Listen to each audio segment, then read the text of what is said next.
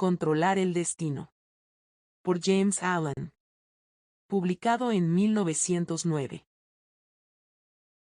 Audiolibro producido por Conciencia en Acción. Prefacio.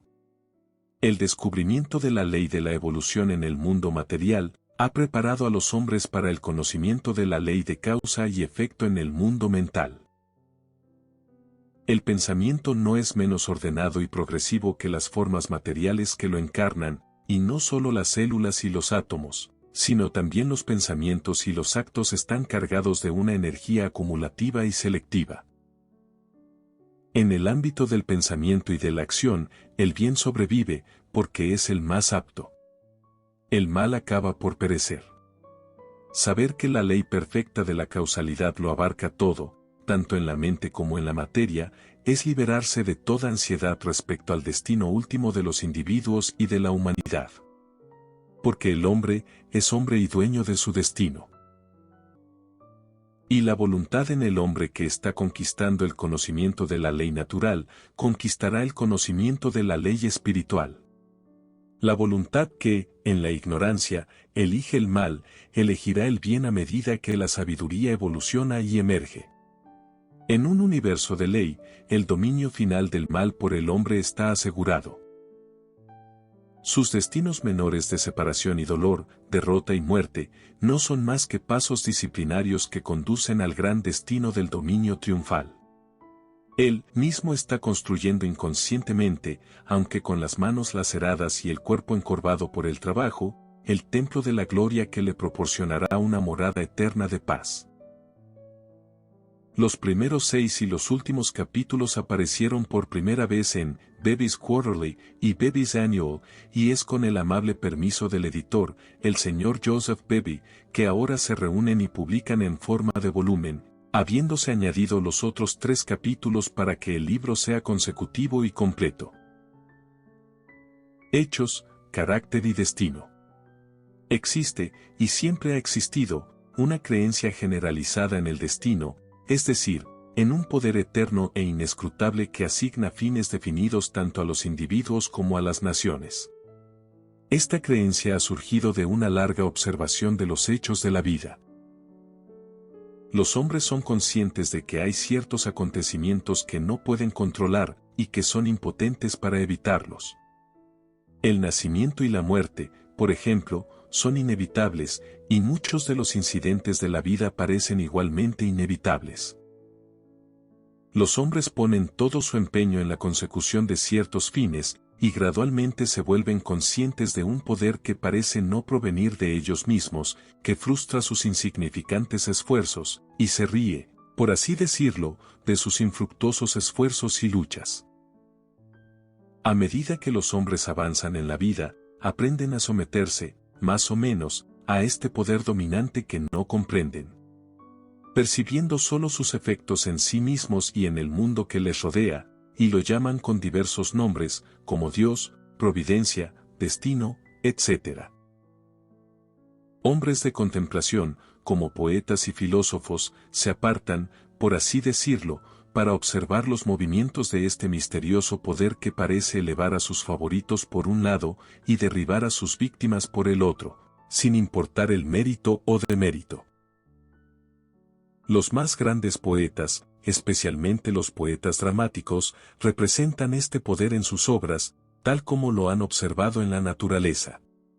Los dramaturgos griegos y romanos suelen representar a sus héroes como si tuvieran conocimiento previo de su destino, y tomaran medidas para escapar de él, pero al hacerlo, se involucran ciegamente en una serie de consecuencias que provocan la fatalidad que intentan evitar. Los personajes de Shakespeare, en cambio, son representados, como en la naturaleza, sin conocimiento previo, salvo en forma de presentimiento, de su destino particular. Así, según los poetas, ya sea que el hombre conozca su destino como si no puede evitarlo, y cada acto consciente o inconsciente, es un paso hacia él. El dedo que se mueve, de Omar Khayyam, es una vívida expresión de esta idea del destino. El dedo que se mueve escribe, y habiendo escrito, sigue adelante, ni toda tu piedad ni tu ingenio lo harán retroceder para cancelar media línea. Ni todas tus lágrimas borrarán una palabra de ello. Así, los hombres de todas las naciones y épocas han experimentado en sus vidas la acción de este poder o ley invencible, y en nuestra nación actualmente esta experiencia se ha cristalizado en el proverbio lacónico: el hombre propone, Dios dispone. Pero, por contradictorio que pueda parecer, existe una creencia igualmente generalizada en la responsabilidad del hombre como agente libre. Toda enseñanza moral es una afirmación de la libertad del hombre para elegir su camino y moldear su destino, y los esfuerzos pacientes e incansables del hombre para lograr sus fines son declaraciones de conciencia de libertad y poder. Entre extremos aparentemente contradictorios hay siempre un camino intermedio de equilibrio, justicia o compensación que, aunque incluye a ambos extremos, no puede decirse que sea ni uno ni otro, y que pone a ambos en armonía, y este camino intermedio es el punto de contacto entre dos extremos. La verdad no puede ser partidista, sino que, por su naturaleza, es la reconciliadora de los extremos, y así, en el asunto que estamos considerando, hay un justo medio que pone en estrecha relación el destino y el libre albedrío en el que, en efecto, se ve que estos dos hechos indiscutibles de la vida humana, pues tales son, no son sino dos aspectos de una ley central, un principio unificador y omnicomprensivo, a saber, la ley de la causalidad en su aspecto moral. La causalidad moral implica tanto el destino como el libre albedrío, tanto la responsabilidad individual como la predestinación individual. Pues la ley de las causas debe ser también la ley de los efectos, y causa y efecto deben ser siempre iguales. La cadena de la causalidad, tanto en la materia como en la mente, debe estar eternamente equilibrado, por lo tanto eternamente justa, eternamente perfecta. De este modo, puede decirse que todo efecto es una cosa predeterminada, pero el poder determinante es una causa, y no el mandato de una voluntad arbitraria. El hombre se encuentra envuelto en el tren de la causalidad. Su vida se compone de causas y efectos. Es a la vez siembra y cosecha. Cada acto suyo es una causa que debe equilibrarse con sus efectos. Él elige la causa, esto es el libre albedrío. No puede elegir, alterar o evitar el efecto, esto es el destino. Así, el libre albedrío representa el poder de iniciar las causas y el destino es la implicación en los efectos.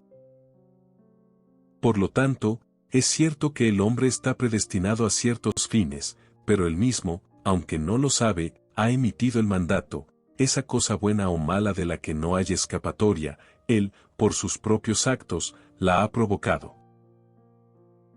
Aquí se puede argumentar que el hombre no es responsable de sus actos, que estos son efectos de su carácter, y que no es responsable del carácter, bueno o malo, que le fue dado al nacer.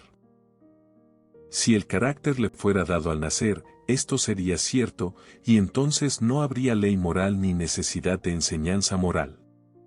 Pero los caracteres no se dan hechos, sino que evolucionan, son, de hecho, efectos, productos de la ley moral en sí misma, es decir, productos de las acciones.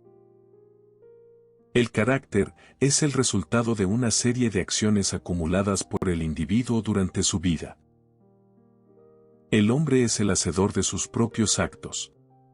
Como tal, es el creador de su propio carácter, y como el hacedor de sus actos y creador de su carácter, es el moldeador y formador de su destino. Tiene el poder de modificar y alterar sus acciones, y cada vez que actúa modifica su carácter, y con la modificación de su carácter para bien o para mal, está predeterminando para sí mismo nuevos destinos, desastrosos o beneficiosos, de acuerdo con la naturaleza de sus actos. El carácter es el destino en sí mismo, como una combinación fija de actos, lleva en sí mismo los resultados de esos actos. Estos resultados yacen ocultos como semillas morales en los oscuros recovecos del carácter, esperando su temporada de germinación, crecimiento y fructificación. Aquellas cosas que le suceden a un hombre son el reflejo de sí mismo, aquel destino que le perseguía, del que era incapaz de escapar mediante el esfuerzo, o de evitarlo mediante la oración. Era el implacable demonio de sus propias malas acciones exigiendo e imponiendo restitución. Aquellas bendiciones y maldiciones que le llegan sin ser solicitadas, son los ecos reverberantes de los sonidos que él mismo emitió. Es este conocimiento de la ley perfecta que obra a través y por encima de todas las cosas, de la justicia perfecta que opera en y ajusta todos los asuntos humanos, lo que permite al hombre bueno amar a sus enemigos, y elevarse por encima de todo odio, resentimiento y queja.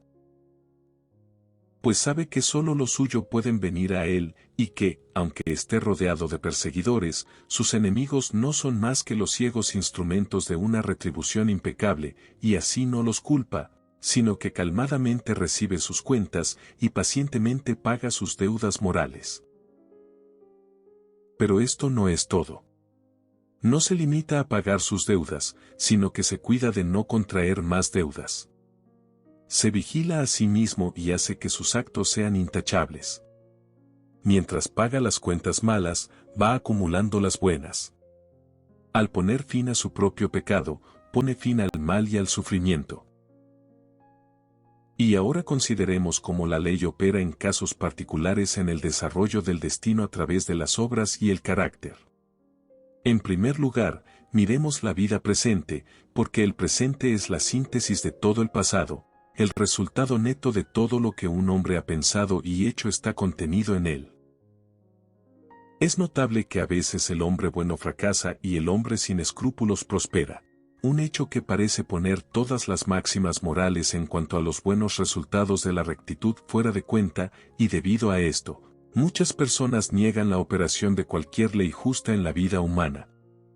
E incluso declaran que son principalmente los injustos los que prosperan. Sin embargo, la ley moral existe, y no es alterada ni subvertida por conclusiones superficiales. Debe recordarse que el hombre es un ser cambiante y evolutivo. El hombre bueno no siempre fue bueno, el hombre malo no siempre fue malo. Incluso en esta vida, hubo un tiempo, en un gran número de casos, en que el hombre que ahora es justo, fue injusto, en que el que ahora es bondadoso, fue cruel. En que el que ahora es puro, fue impuro. A la inversa, hubo un tiempo en esta vida, en un gran número de casos, cuando el que ahora es injusto, era justo. Cuando el que ahora es cruel, era amable, cuando el que ahora es impuro, era puro. Así, el hombre bueno que hoy se ve sorprendido por la calamidad está cosechando el resultado de su anterior siembra de maldad. Más tarde cosechará el feliz resultado de su actual siembra de bondad, mientras que el hombre malo está cosechando ahora el resultado de su anterior siembra de bondad. Más tarde cosechará el resultado de su actual siembra de maldad. Las características son hábitos fijos de la mente, los resultados de las acciones. Un acto repetido un gran número de veces se vuelve inconsciente o automático, es decir, parece repetirse sin ningún esfuerzo por parte de quien lo hace, de modo que le parece casi imposible no hacerlo, y entonces se ha convertido en una característica mental. He aquí un pobre hombre sin trabajo. Es honesto y no es holgazán. Quiere trabajar y no lo consigue. Se esfuerza y sigue fracasando. ¿Dónde está la justicia en su suerte?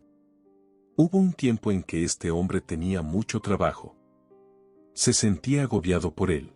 Lo eludía y anhelaba la comodidad. Pensaba en lo agradable que sería no tener nada que hacer.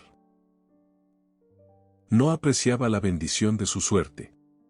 Su deseo de holgura se ve ahora satisfecho, pero el fruto que anhelaba y que creía tan dulce, ha perdido todo su encanto. Ha alcanzado la condición que deseaba, es decir, no tener nada que hacer, y allí se ve obligado a permanecer hasta que haya aprendido completamente la lección. Y está aprendiendo con certeza que la facilidad habitual es degradante, que no tener nada que hacer es una condición de miseria, y que el trabajo es algo noble y bendito. Sus deseos y acciones anteriores le han llevado a donde está. Y ahora su actual deseo de trabajar, su incesante búsqueda y petición de ello, traerán justamente su propio resultado beneficioso. No deseando más la ociosidad, su condición actual pasará pronto como un efecto, cuya causa ya no se propaga, y obtendrá empleo, y si toda su mente está ahora enfocada en el trabajo, y lo desea por encima de todo, entonces cuando llegue se verá abrumado por él. Fluirá hacia él desde todos los lados, y prosperará en su trabajo. Entonces, si no comprende la ley de causa y efecto en la vida humana, se preguntará por qué el trabajo le llega aparentemente sin buscarlo, mientras que otros que lo buscan denodadamente no lo consiguen. Nada viene sin ser invitado. Donde está la sombra, también está la sustancia. Lo que le sucede al individuo es el producto de sus propios actos.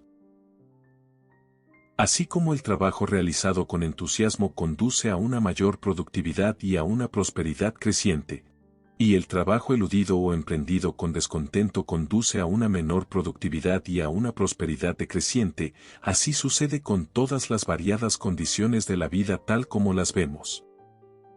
Son los destinos forjados por los pensamientos y las acciones de cada individuo en particular. Lo mismo sucede con la gran variedad de personajes, que son el crecimiento maduro y la maduración de las acciones sembradas. Así como el individuo cosecha lo que siembra, la nación, al ser una comunidad de individuos, cosecha también lo que siembra. Las naciones se engrandecen cuando sus líderes son hombres justos, caen y se desvanecen cuando sus hombres justos fallecen. Los que están en el poder dan ejemplo, bueno o malo, a toda la nación.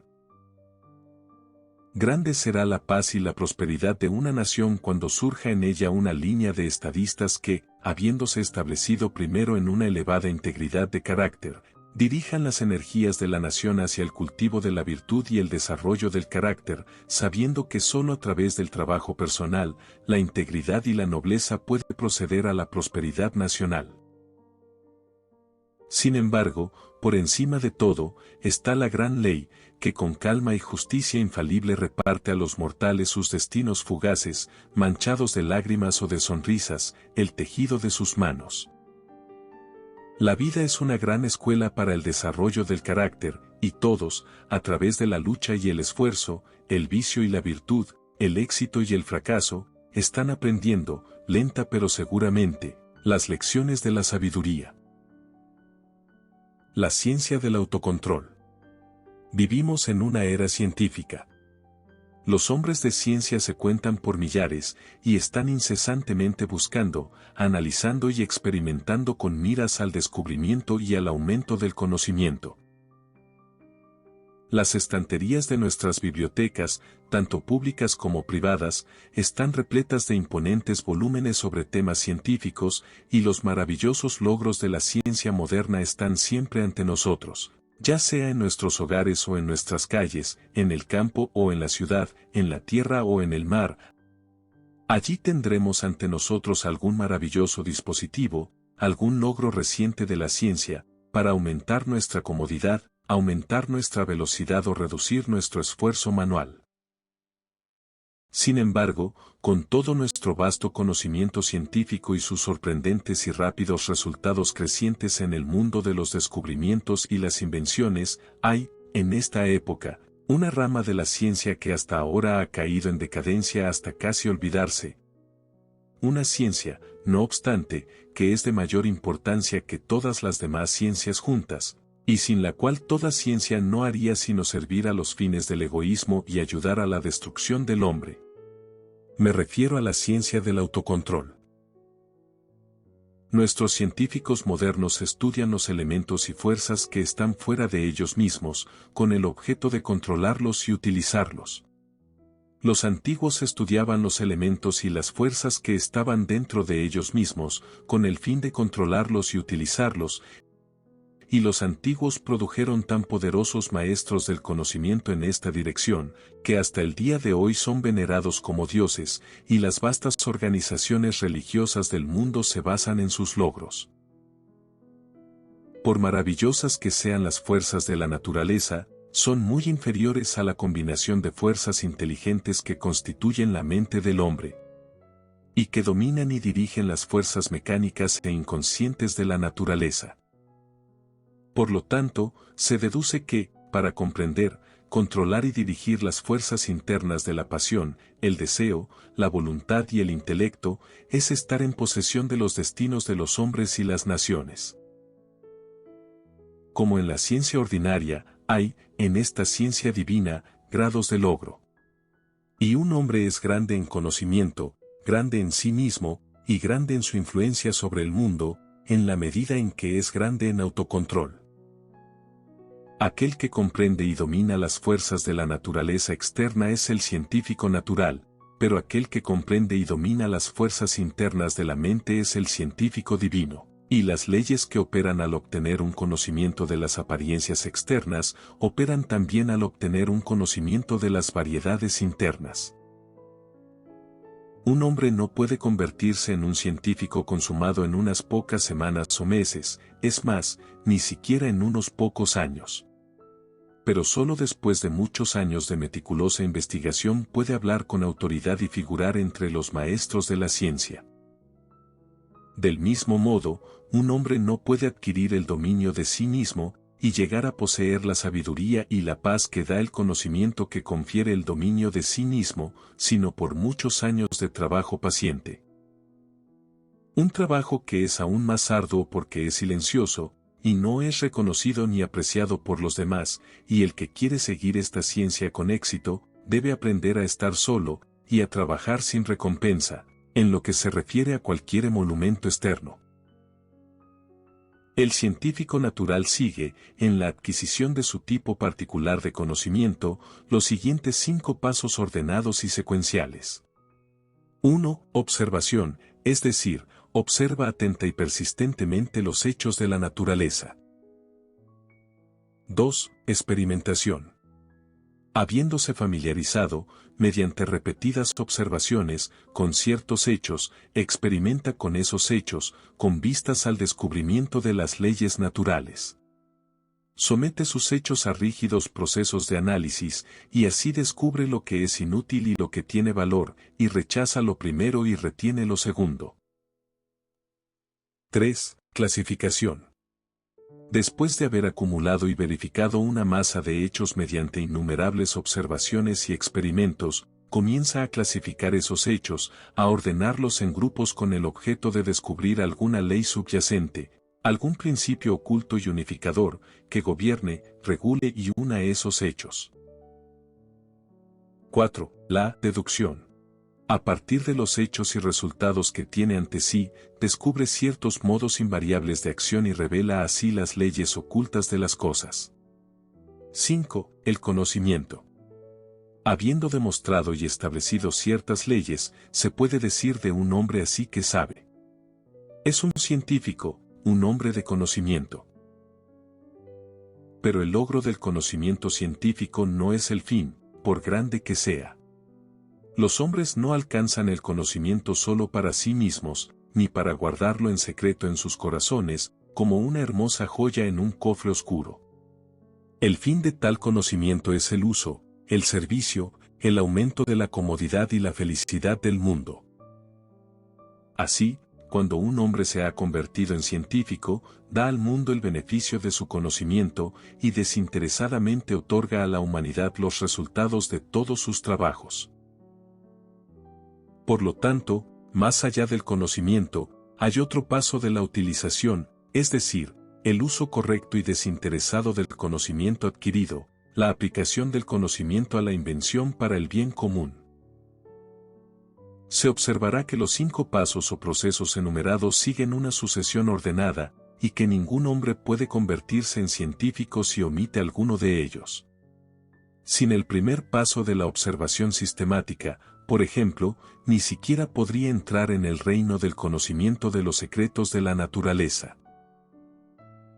Al principio, el buscador de tal conocimiento tiene ante sí un universo de cosas, estas cosas no las entiende, muchas de ellas, de hecho, parecen estar irreconciliablemente opuestas unas a otras, y hay una aparente confusión. pero siguiendo paciente y laboriosamente estos 5 procesos, descubre el orden, la naturaleza y la esencia de las cosas. Percibe la ley o leyes centrales que las unen en una relación armoniosa y así pone fin a la confusión y la ignorancia. Al igual que el científico natural, el científico divino debe seguir, con la misma diligencia abnegada, 5 pasos progresivos para alcanzar el autoconocimiento, el autodominio. Estos 5 pasos son los mismos que los del científico natural, pero el proceso se invierte, la mente, en lugar de centrarse en las cosas externas, se vuelve sobre sí misma, y las investigaciones se llevan a cabo en el reino de la mente, de la propia mente, en lugar de en el de la materia. Al principio, el buscador del conocimiento divino se enfrenta a esa masa de deseos, pasiones, emociones, ideas y conceptos que él mismo llama, que es la base de todas sus acciones y de la que procede su vida. Esta combinación de fuerzas invisibles, pero poderosas, aparece confusamente, algunas de ellas están, aparentemente, en conflicto directo entre sí, sin ninguna apariencia o esperanza de reconciliación. Su mente en su totalidad, también, con su vida que procede de esa mente, no parece tener ninguna relación equitativa con muchas otras mentes y vidas a su alrededor, y en conjunto hay una condición de dolor y confusión de la que él quisiera escapar. Así, comienza por darse cuenta agudamente de su estado de ignorancia, pues nadie podría adquirir conocimiento natural o divino si estuviera convencido de que sin estudio o trabajo ya lo posee. Con tal percepción de la propia ignorancia, surge el deseo de conocimiento, y el novato en el autocontrol entra en el camino ascendente, el cual consta de los siguientes 5 pasos. 1. Introspección. Esto coincide con la observación del científico natural. El ojo mental se vuelve como un reflector sobre las cosas internas de la mente, y sus procesos sutiles y siempre variables son observados y cuidadosamente anotados. Este apartarse de las gratificaciones egoístas, de las excitaciones de los placeres y ambiciones mundanos, para observar, con el objeto de comprender, la propia naturaleza, es el comienzo del autocontrol. Hasta entonces, el hombre se ha dejado llevar, ciega e impotentemente, por los impulsos de su naturaleza, mera criatura de las cosas y de las circunstancias, pero ahora pone freno a sus impulsos y, en lugar de ser controlado, comienza a controlar. 2. Autoanálisis. Una vez observadas las tendencias de la mente, se las examina de cerca y se las somete a un rígido proceso de análisis. Las malas tendencias, las que producen efectos dolorosos, se separan de las buenas tendencias, las que producen efectos pacíficos, y las diversas tendencias, con las acciones particulares que producen, y los resultados definidos que, invariablemente surgen de estas acciones, son gradualmente captadas por el entendimiento, que por fin es capaz de seguirlas en su rápida y sutil interacción y profundas ramificaciones. Es un proceso de prueba y comprobación y, para el buscador, un periodo de ser probado y comprobado. 3. Ajuste. En este momento, el estudiante práctico de las cosas divinas tiene claramente ante sí cada tendencia y aspecto de su naturaleza, hasta los impulsos más profundos de su mente y los motivos más sutiles de su corazón.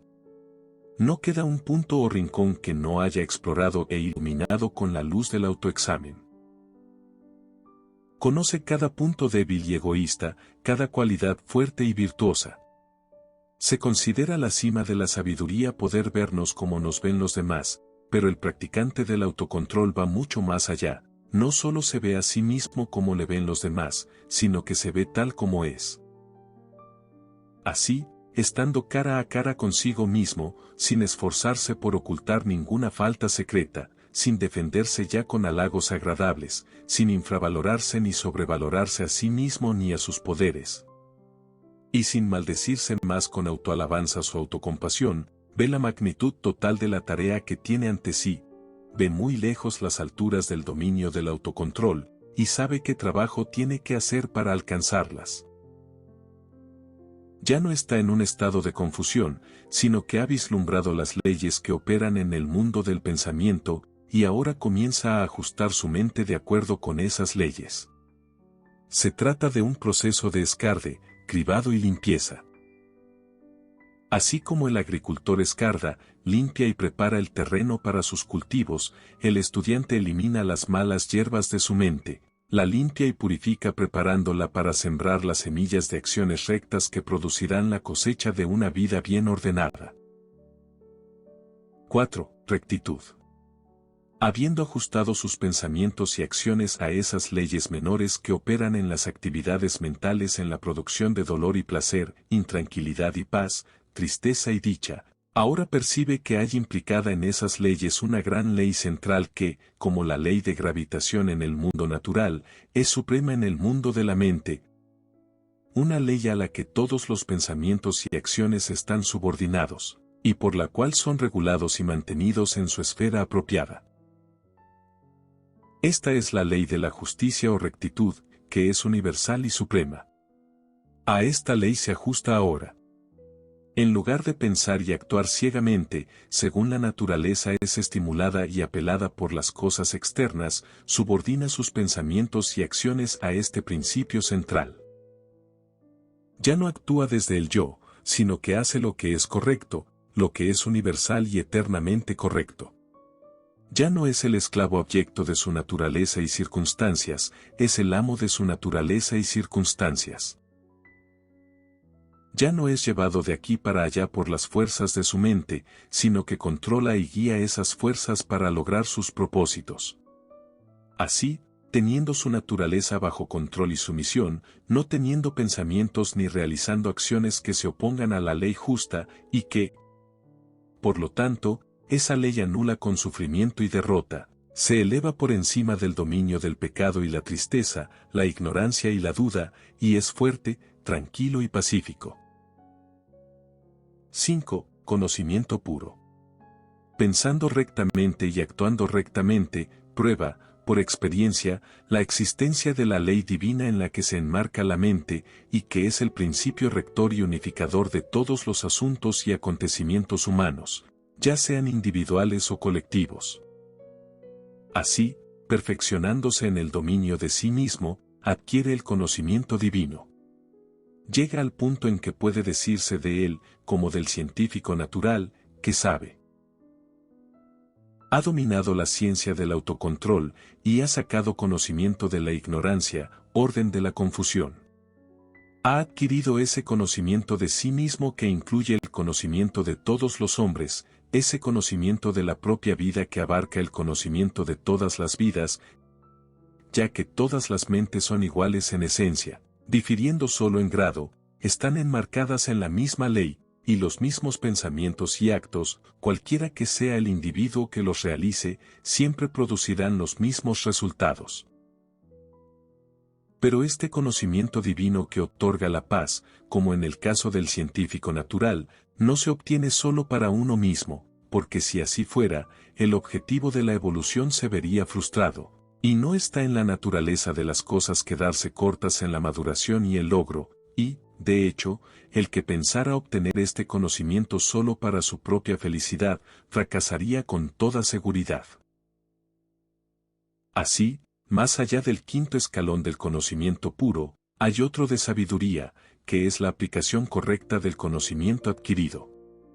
El derramar sobre el mundo, desinteresadamente y sin escatimar, el resultado de los propios trabajos, acelerando así el progreso y elevando a la humanidad.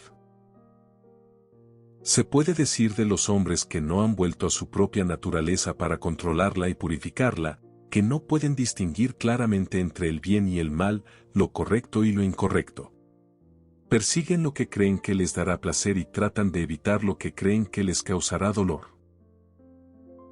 La fuente de sus acciones es el yo, y solo descubren lo correcto dolorosamente y de forma fragmentaria, pasando periódicamente por severos sufrimientos y castigos de la conciencia. Pero aquel que practica el autocontrol, pasando por los 5 procesos, que son 5 etapas de crecimiento, adquiere ese conocimiento que le permite actuar desde la ley moral que sustenta el universo. Él conoce el bien y el mal, lo correcto y lo incorrecto, y, por lo tanto, sabiéndolos, vive de acuerdo con el bien y lo correcto. Ya no necesita considerar lo que es agradable o desagradable, sino que hace lo correcto, su naturaleza está en armonía con su conciencia, y no hay remordimiento. Su mente está en sintonía con la gran ley, y no hay más sufrimiento ni pecado. Para él, el mal ha terminado, y el bien es todo en todo. Causa y efecto en la conducta humana. Es un axioma para los científicos que todo efecto está relacionado con una causa. Aplíquese esto al ámbito de la conducta humana y se revela el principio de la justicia. Todo científico sabe, y ahora todos los hombres creen, que la armonía perfecta prevalece en cada parte del universo físico, desde la mota de polvo hasta el más grande sol. En todas partes hay un ajuste exquisito. En el universo sideral, con sus millones de soles rodando majestuosamente por el espacio y llevando consigo sus respectivos sistemas de planetas en revolución, su vasta nebulosa, sus mares de meteoritos y su vasto ejército de cometas viajando a través del espacio ilimitado con una velocidad inconcebible, prevalece el orden perfecto. Y de nuevo, en el mundo natural, con sus múltiples aspectos de la vida y su infinita variedad de formas. Existen los límites claramente definidos de leyes específicas, mediante la operación de las cuales se evita toda confusión y se obtiene eternamente la unidad y la armonía. Si esta armonía universal pudiera romperse arbitrariamente, incluso en un pequeño detalle, el universo dejaría de ser, no podría haber cosmos, sino solo caos universal. Tampoco puede ser posible en tal universo de ley que exista ningún poder personal que esté por encima, fuera, y sea superior a tal ley en el sentido de que pueda desafiarla o dejarla de lado, porque cualesquiera que sean los seres que existen, ya sean hombres o dioses, existen en virtud de tal ley.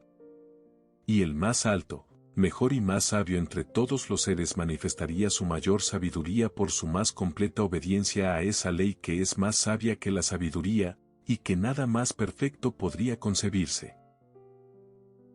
Todas las cosas, ya sean visibles o invisibles, están subordinadas y caen dentro del alcance de esta ley infinita y eterna de causalidad. Así como todas las cosas visibles la obedecen, todas las cosas invisibles, los pensamientos y las acciones de los hombres, ya sean secretas o abiertas, no pueden escapar a ella. Haz lo correcto y serás recompensado, haz algo incorrecto y recibirás la retribución correspondiente. La justicia perfecta sostiene el universo, la justicia perfecta regula la vida y la conducta humanas. Todas las condiciones variables de la vida, tal como se dan en el mundo actual, son el resultado de esta ley que repercute sobre la conducta humana. El hombre puede, y de hecho lo hace, elegir las causas que va a poner en funcionamiento, pero no puede cambiar la naturaleza de los efectos, puede decidir qué pensamientos va a pensar y qué obras va a hacer, pero no tiene poder sobre los resultados de esos pensamientos y obras, estos están regulados por la ley imperante. El hombre tiene todo el poder para actuar, pero su poder termina con el acto cometido. El resultado del acto no puede ser alterado, anulado o evadido, es irrevocable. Los malos pensamientos y actos producen condiciones de sufrimiento, los pensamientos y actos buenos determinan condiciones de bienaventuranza. Así, el poder del hombre está limitado, y su bienaventuranza o miseria está determinada por su propia conducta.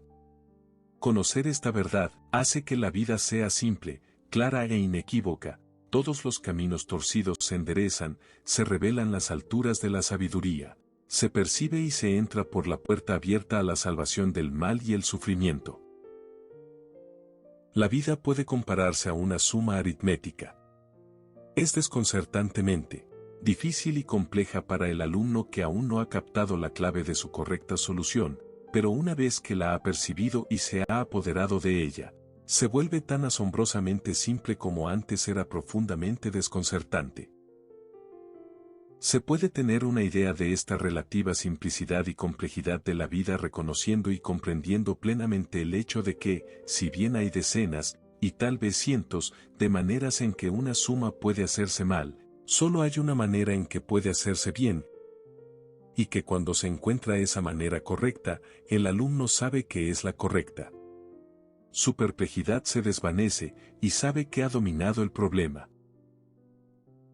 Es cierto que el alumno, mientras hace su suma incorrectamente, puede, y frecuentemente lo hace, pensar que lo ha hecho correctamente, pero no está seguro. Su perplejidad sigue ahí, y si es un alumno serio y apto, reconocerá su propio error cuando se lo señale el maestro. Así en la vida. Los hombres pueden pensar que viven correctamente mientras continúan, por ignorancia, viviendo mal, pero la presencia de la duda, la perplejidad y la infelicidad son indicaciones seguras de que aún no se ha encontrado el camino correcto. Hay alumnos tontos y descuidados que quisieran pasar una suma como correcta antes de haber adquirido un verdadero conocimiento de las cifras, pero el ojo y la habilidad del maestro detectan y exponen rápidamente la falacia. Así en la vida no puede haber falsificación de resultados. El ojo de la gran ley revela y expone. 2 veces 5 serán 10 por toda la eternidad, y ninguna cantidad de ignorancia, estupidez o engaño puede elevar el resultado a 11. Si uno mira superficialmente un trozo de tela, lo ve como un trozo de tela, pero si va más allá e indaga en su fabricación, y lo examina de cerca y con atención, ve que está compuesto de una combinación de hilos individuales, y que, aunque todos los hilos son interdependientes, cada hilo sigue su propio camino en todo momento, sin confundirse nunca con su hilo hermano.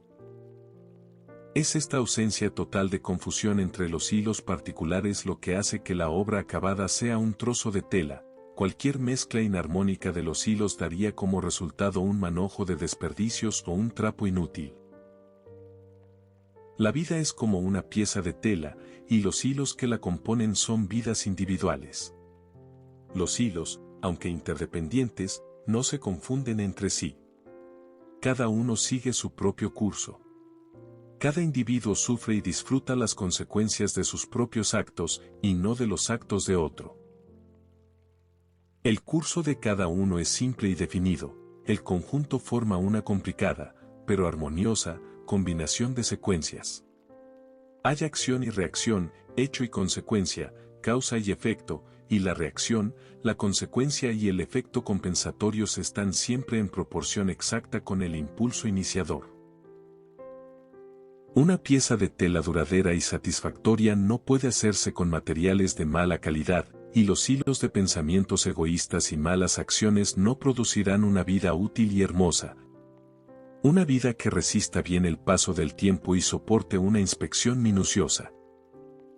Cada hombre hace o arruina su propia vida, no la hace ni la arruina su vecino, ni nada externo a él. Cada pensamiento que tiene, cada acto que hace, es otro hilo, de mala calidad o genuino, tejido en el vestido de su vida, y así como él hace el vestido, así debe usarlo. No es responsable de los actos de su prójimo, no es el guardián de las acciones de su prójimo, solo es responsable de sus propios actos, es el guardián de sus propias acciones. El problema del mal subsiste en las propias malas acciones del hombre y se resuelve cuando esas acciones son purificadas. Dice Rousseau: hombre, no busques más el origen del mal, tú mismo eres su origen. El efecto nunca puede divorciarse de la causa, nunca puede ser de naturaleza distinta de la causa. Emerson dice: la justicia no se pospone, una equidad perfecta ajusta el equilibrio en todas las partes de la vida. Y hay un sentido profundo en el que causa y efecto son simultáneos, y forman un todo perfecto. Así, en el instante en que un hombre piensa, digamos, un pensamiento cruel, o hace un acto cruel, en ese mismo instante ha herido su propia mente. No es el mismo hombre que era en el instante anterior. Es un poco más vil y un poco más infeliz, y un número de tales pensamientos y actos sucesivos produciría un hombre cruel y desdichado. Lo mismo se aplica a lo contrario, el pensar un pensamiento amable, o hacer una acción bondadosa.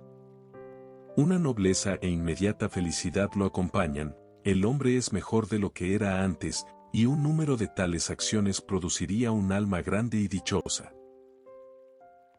Así, la conducta humana individual determina, por la impecable ley de causa y efecto, el mérito o demérito individual, la grandeza o mezquindad individual, la felicidad o desdicha individual.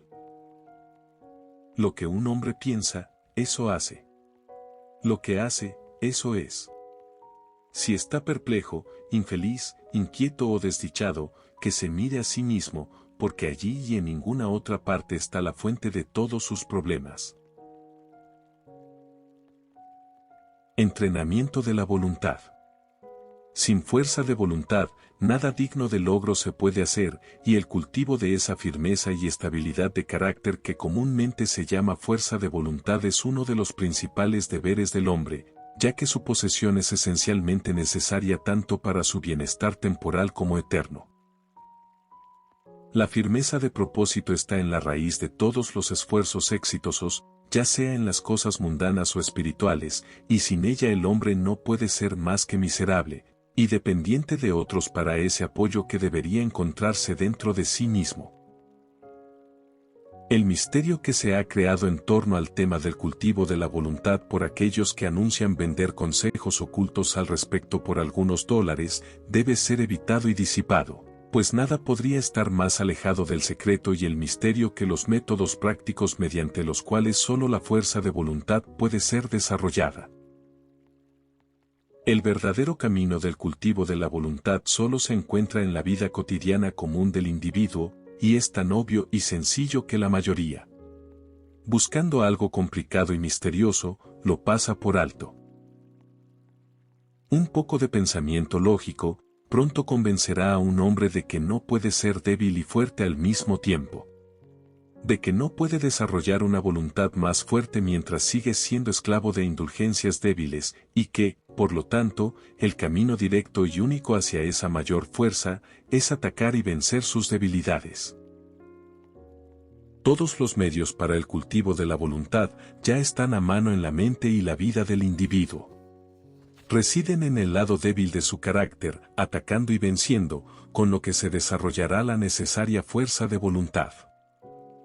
Quien haya logrado captar esta verdad simple y preliminar, percibirá que toda la ciencia del cultivo de la voluntad se encierra en las 7 siguientes reglas. 1. Romper con los malos hábitos. 2. Formar buenos hábitos. 3. Prestar escrupulosa atención al deber del momento presente. 4. Haz enérgicamente, y de inmediato, lo que haya que hacer. 5. Vive según las reglas. 6. Controla la lengua, y 7. Controlar la mente.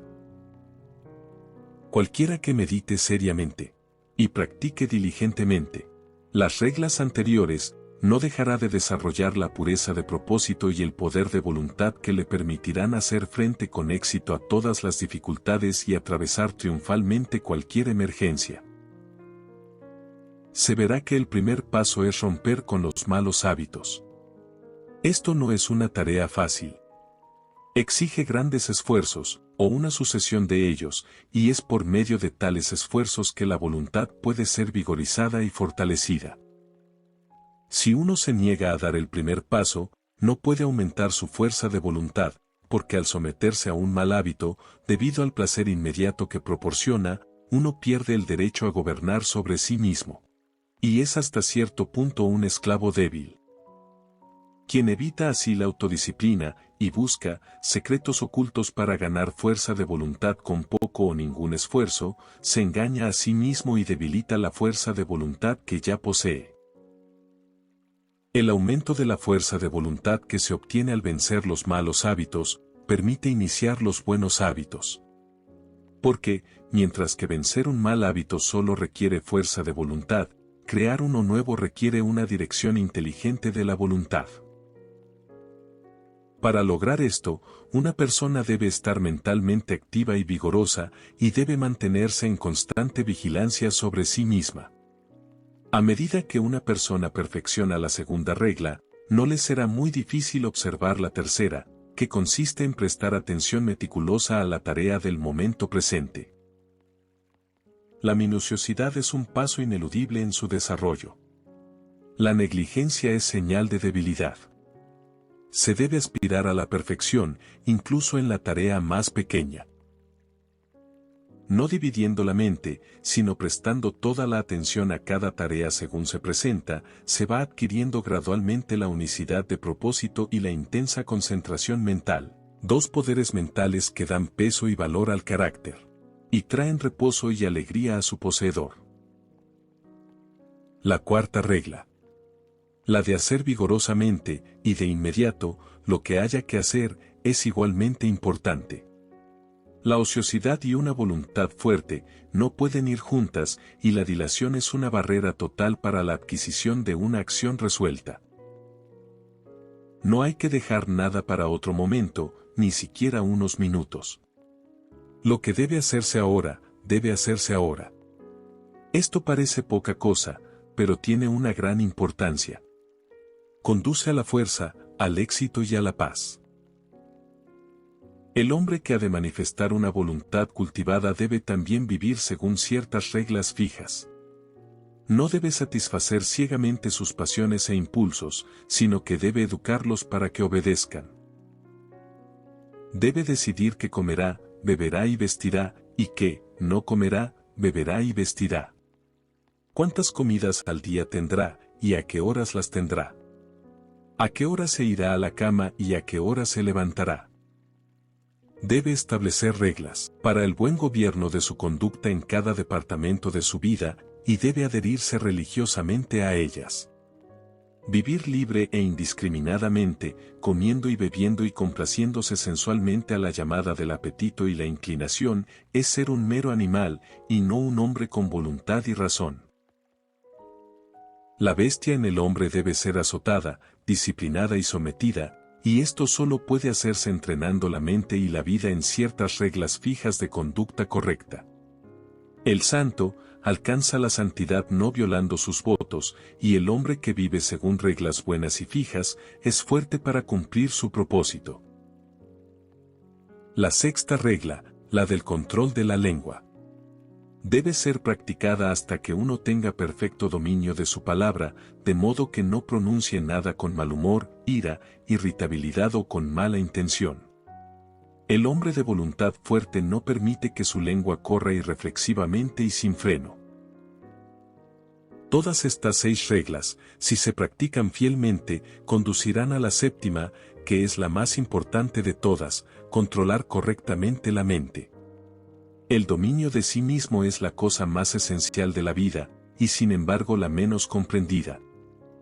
Pero el que pacientemente practique las reglas aquí expuestas, poniéndolas en práctica en todos sus caminos y empresas, aprenderá, por su propia experiencia y esfuerzo, a controlar y entrenar su mente, y a ganar con ello la corona suprema de la humanidad, la corona de una voluntad perfectamente equilibrada.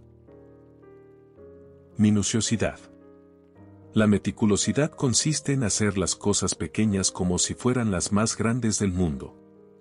Que las pequeñas cosas de la vida son de primordial importancia, es una verdad que generalmente no se comprende. Y el pensamiento de que las pequeñas cosas pueden ser descuidadas, dejadas de lado, o desatendidas, es la raíz de esa falta de minuciosidad que es tan común, y que resulta en un trabajo imperfecto y en vidas infelices. Cuando uno comprende que las grandes cosas del mundo y de la vida consisten en una combinación de pequeñas cosas, y que sin esta agregación de pequeñas cosas las grandes cosas no existirían, entonces comienza a prestar cuidadosa atención a todo aquello que antes consideraba insignificante. Así adquiere la cualidad de la minuciosidad y se convierte en un hombre útil e influyente, porque la posesión o no posesión de esta cualidad puede significar toda la diferencia entre una vida de paz y poder, y una de miseria y debilidad. Todo empleador de mano de obra sabe cuán rara es esta cualidad, cuán difícil es encontrar hombres y mujeres que pongan pensamiento y energía en su trabajo y lo hagan completa y satisfactoriamente. abunda la mala mano de obra. La habilidad y la excelencia son adquiridas por pocos. La irreflexión, la negligencia y la pereza son vicios tan comunes que debería dejar de parecer extraño que, a pesar de la reforma social, las filas de los desempleados sigan aumentando, pues los que hacen chapuzas hoy, otro día, en la hora de profunda necesidad, buscarán y pedirán trabajo en vano. La ley de la supervivencia del más fuerte no se basa en la crueldad, sino en la justicia. Es un aspecto de esa equidad divina que prevalece en todas partes. El vicio es golpeado con muchos azotes, si no fuera así, ¿cómo podría desarrollarse la virtud? El irreflexivo y el perezoso no pueden prevalecer sobre el reflexivo y laborioso, ni estar en pie de igualdad con ellos. Un amigo mío me cuenta que su padre daba a todos sus hijos el siguiente consejo. Cualquiera que sea tu trabajo futuro, pon toda tu mente en él, y hazlo a conciencia. No necesitas entonces tener miedo por tu bienestar, pues hay tantos que son descuidados y negligentes que los servicios del hombre minucioso están siempre en demanda. Conozco a quienes durante años han tratado casi en vano de conseguir mano de obra competente en esferas que no requieren una habilidad excepcional, pero que exigen principalmente previsión, energía y un cuidado concienzudo. Han despedido a uno tras otro por negligencia, pereza, incompetencia e incumplimiento persistente del deber, por no mencionar otros vicios que no tienen relación con este tema. Sin embargo, el vasto ejército de desempleados sigue clamando contra las leyes, contra la sociedad y contra el cielo. La causa de esta común falta de minuciosidad no está lejos de buscarse, radica en esa sed de placer que no solo crea aversión constante al trabajo, sino que incapacita para hacer el mejor trabajo y para cumplir debidamente con su deber. Hace poco tiempo, llegó a mis oídos el caso, uno de tantos, de una mujer pobre a la que se le concedió, a petición suya, un puesto de responsabilidad y lucrativo. Llevaba pocos días en su puesto cuando empezó a hablar de los viajes de placer que iba a hacer ahora que había llegado a ese lugar. Al cabo de un mes fue despedida por negligencia e incompetencia. Como dos objetos no pueden ocupar el mismo espacio al mismo tiempo, así la mente que está ocupada con el placer no puede también estar concentrada en el perfecto cumplimiento del deber. El placer tiene su propio lugar y tiempo, pero no debe permitirse que su consideración penetre en la mente durante las horas que deben dedicarse al deber. Aquellos que, mientras están ocupados en su tarea mundana, están continuamente pensando en los placeres anticipados, no pueden hacer otra cosa que chapucear en su trabajo, o incluso descuidarlo cuando su placer parece estar en juego. La minuciosidad es plenitud, la perfección, significa hacer una cosa tan bien que no quede nada que desear, significa hacer el trabajo propio, si no mejor de lo que nadie puede hacerlo, al menos no peor que lo mejor que otros hacen.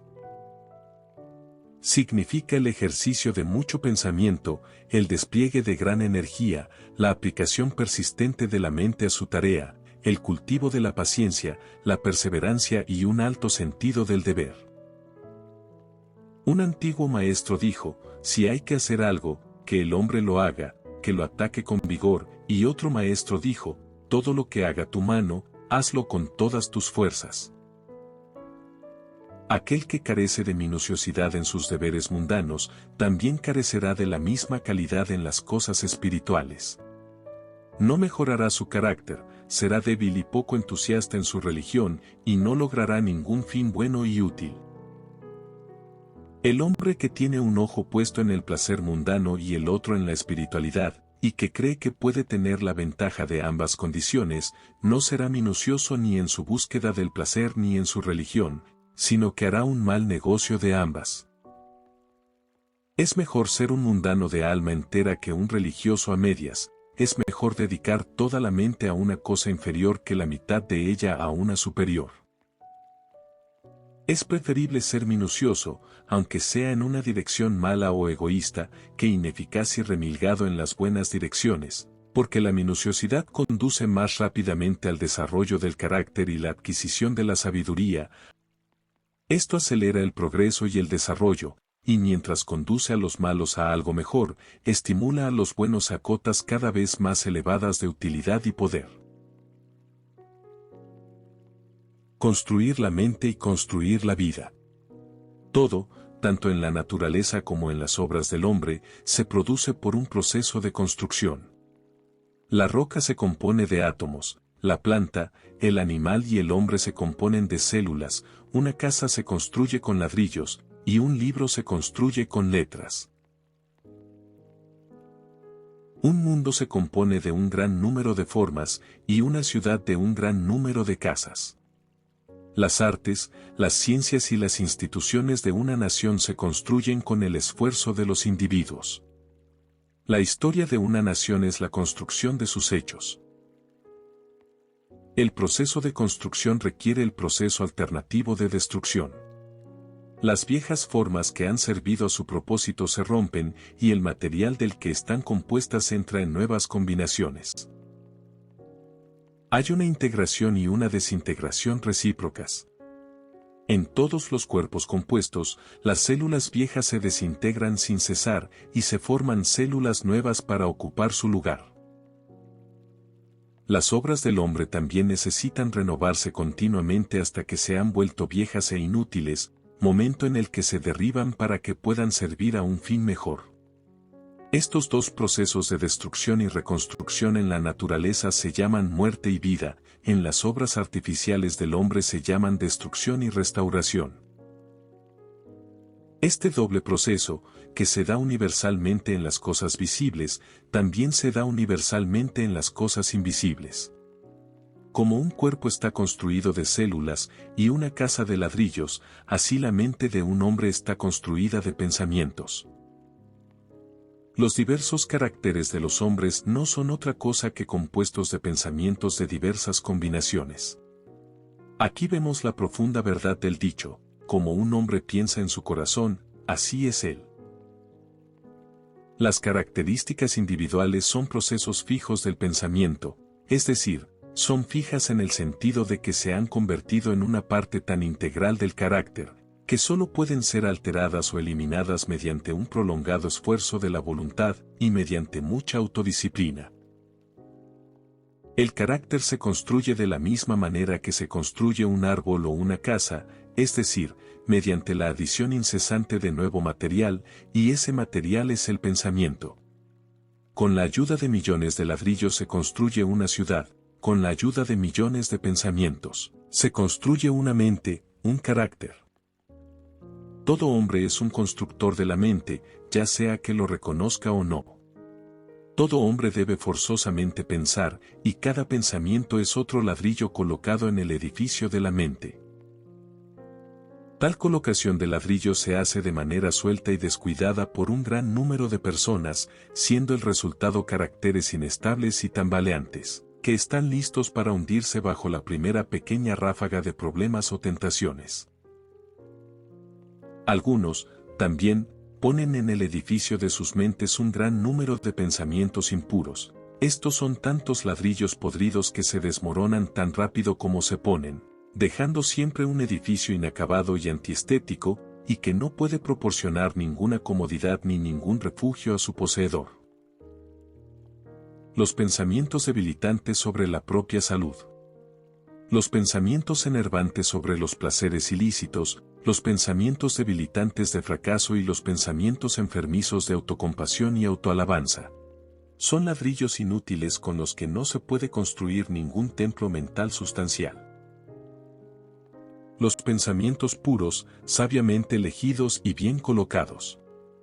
Son otros tantos ladrillos duraderos que nunca se desmoronarán, y con los cuales se puede construir rápidamente un edificio acabado y hermoso, que proporcione comodidad y refugio a su dueño. Pensamientos vigorizantes de fuerza, confianza y deber, los pensamientos inspiradores de una vida grande, libre, sin trabas y altruista, son ladrillos útiles con los que se puede levantar un templo mental sustancial, y la construcción de tal templo requiere que los viejos e inútiles hábitos de pensamiento sean derribados y destruidos. Construye mansiones más majestuosas. Oh, alma mía. A medida que las estaciones pasan rápidamente, cada hombre es el constructor de sí mismo.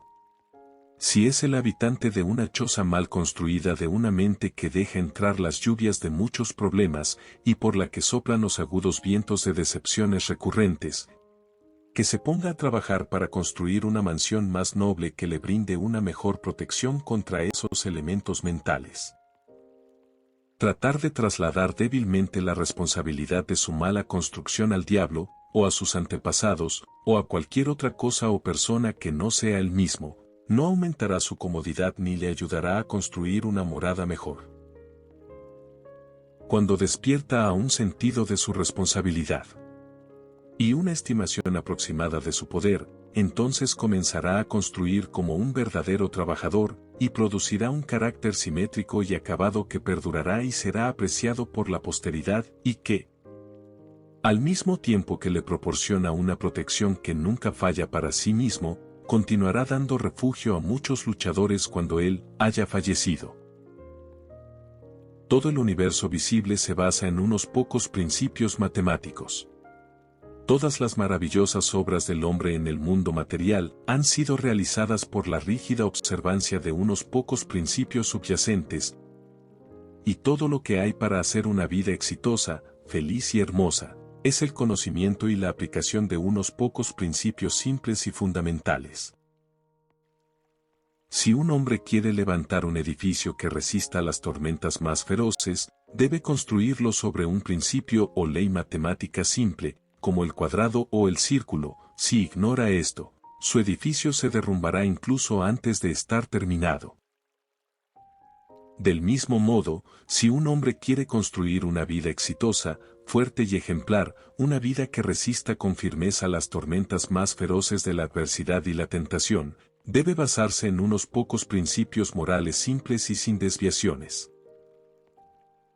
4 de estos principios son: la justicia, la rectitud, la sinceridad y la bondad.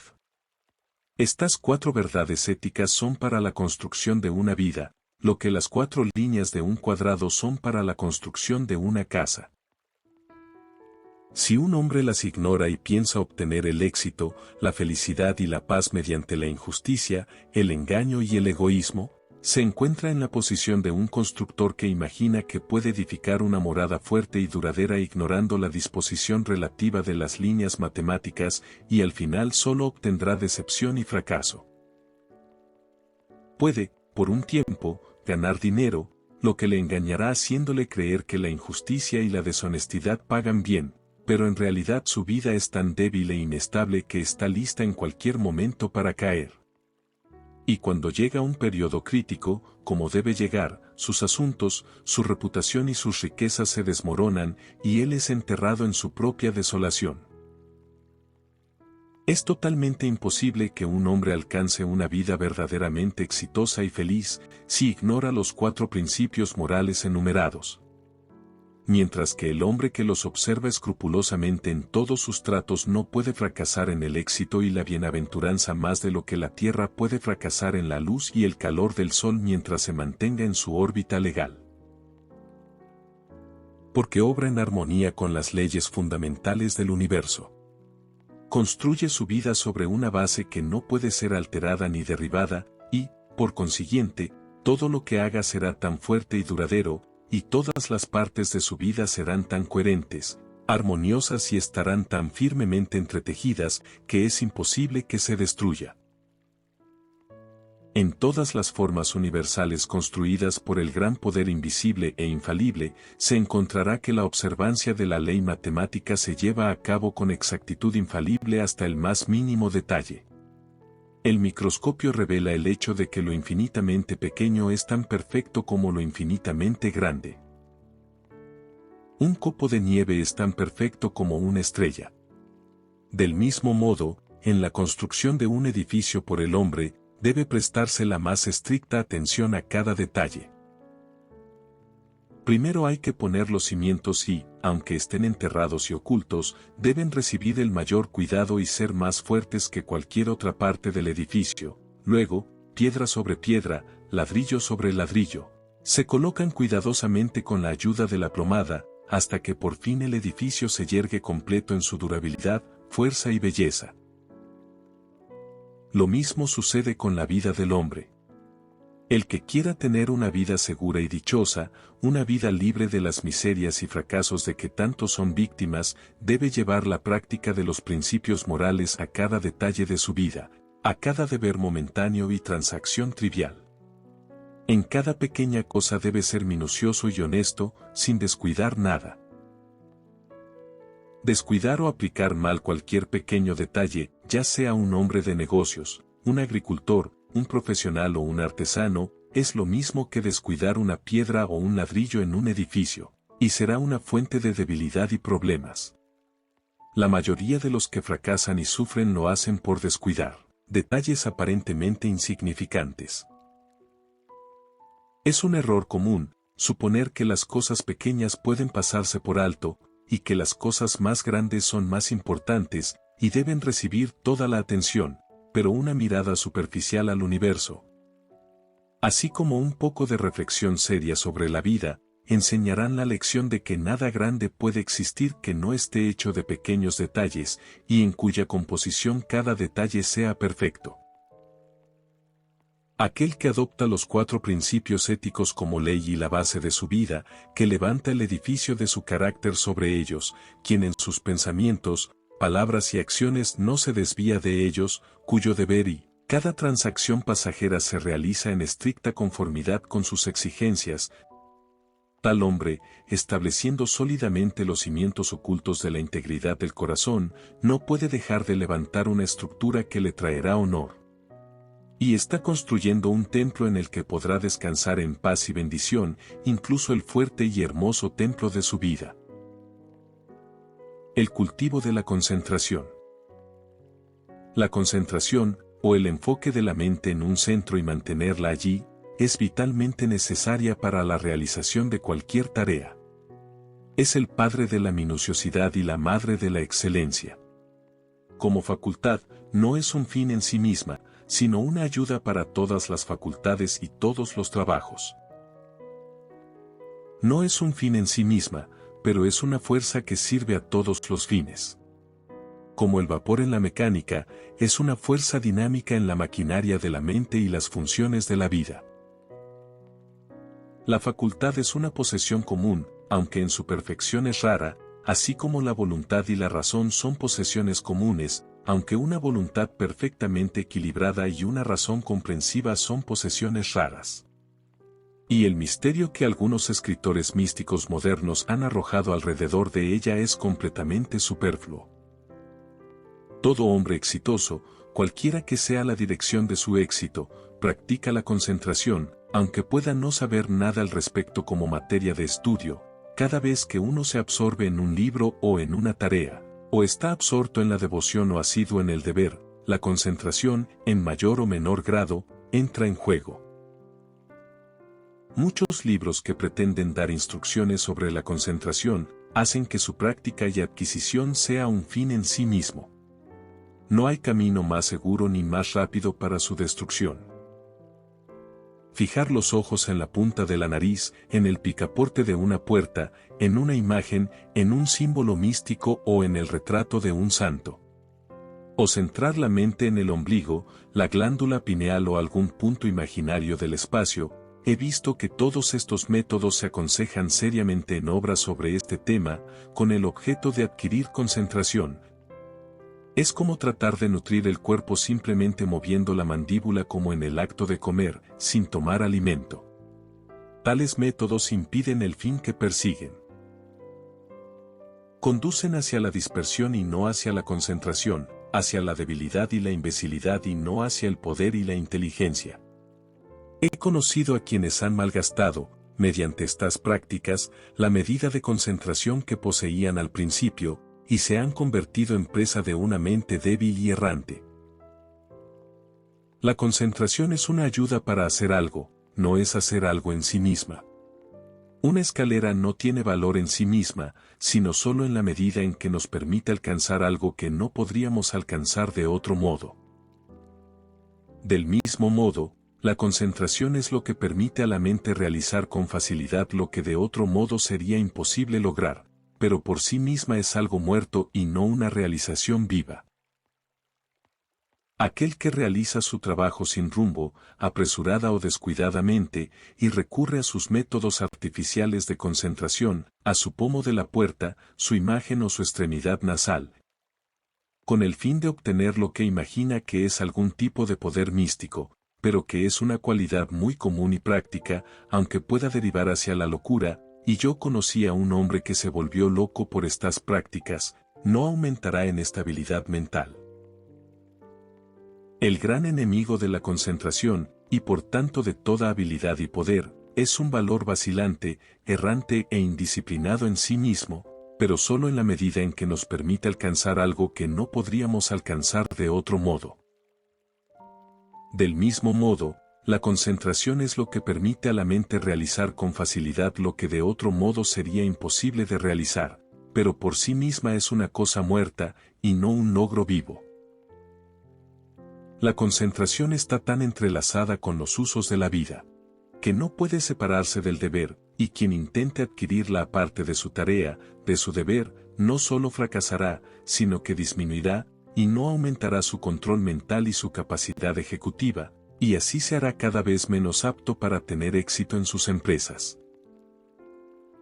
En la tarea del momento están todos los medios para cultivar la concentración, ya sea la adquisición del conocimiento divino o el barrido de un suelo, sin recurrir a métodos que no tienen relación práctica con la vida. ¿Por qué? ¿Qué es la concentración sino llevar una mente bien controlada a la realización de lo que debe hacerse? El que hace su trabajo sin rumbo, de manera apresurada o irreflexiva, y recurre a sus métodos de concentración artificiales, a su picaporte, su cuadro o su extremidad nasal, con el fin de obtener lo que imagina que es una especie de poder místico, pero que es una cualidad muy ordinaria y práctica, aunque puede derivar hacia la locura, y conocí a un hombre que se volvió loco por estas prácticas, no aumentará la firmeza de su mente. Un ejército disperso e indisciplinado sería inútil. Para que sea eficaz en la acción y rápido en la victoria, debe estar sólidamente enfocado y magistralmente dirigido. Los pensamientos dispersos y difusos son débiles e inútiles. Los pensamientos organizados, comandados y dirigidos hacia un punto específico, son invencibles. La confusión, la duda y la dificultad se desvanecen ante su enfoque magistral. El pensamiento concentrado juega un papel fundamental en todos los éxitos y está presente en todas las victorias. No hay más secreto en su adquisición que en cualquier otra adquisición, ya que se rige por el principio subyacente de todo desarrollo, es decir, la práctica. Para ser capaz de hacer algo, hay que empezar a hacerlo y seguir haciéndolo hasta dominarlo. Este principio prevalece universalmente. En todas las artes, ciencias, oficios, en todo aprendizaje, conducta, religión. Para ser capaz de pintar, uno debe pintar. Para saber cómo usar una herramienta hábilmente, debe usar la herramienta.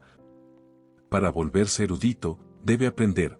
Para volverse sabio, debe hacer cosas sabias. Y para concentrar exitosamente su mente, debe concentrarla. Pero el hacer no lo es todo.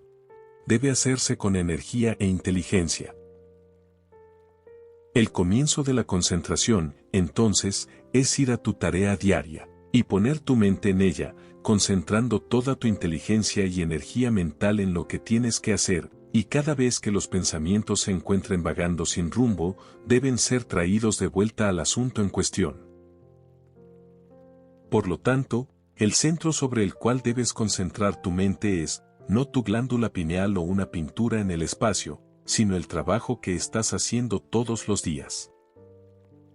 Y tu objetivo al concentrarte de esta manera es ser capaz de hacer tu trabajo con suave rapidez y consumada habilidad. Porque hasta que no puedas hacer así tu trabajo, no habrás ganado ningún grado de control sobre la mente. No habrás adquirido el poder de la concentración. Esta poderosa concentración del pensamiento, de la energía y de la voluntad en la realización de las cosas, es difícil al principio, como es difícil todo lo que vale la pena adquirir, pero los esfuerzos diarios, realizados enérgicamente y seguidos pacientemente, conducirán pronto a tal grado de dominio de sí mismo, que nos permitirá poner una mente fuerte y penetrante al servicio de cualquier trabajo emprendido. Una mente que comprenderá rápidamente todos los detalles del trabajo, y dispondrá de ellos con exactitud y prontitud.